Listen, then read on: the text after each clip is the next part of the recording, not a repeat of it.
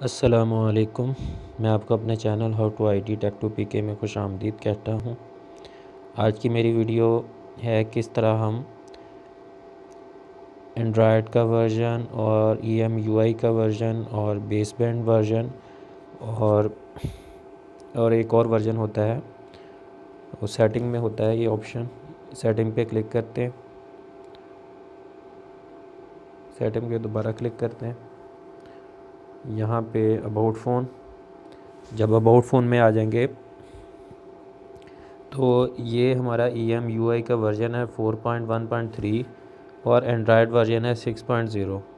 ये दो ऑप्शन दोनों एक साथ हैं इधर। और उसके बाद यहाँ पे नीचे ऑप्शन है baseband version and kernel version. Baseband version जो है 000060 वर्जन है और जो कर्नल वर्जन है 3.10.84-GB9D7CFF। ये इसके वर्जन है, ये 4 वर्जन है। और यह यहाँ से आप ये इन्फॉर्मेशन देख सकते हैं जो भी आपके पास एंड्रॉयड फ़ोन है।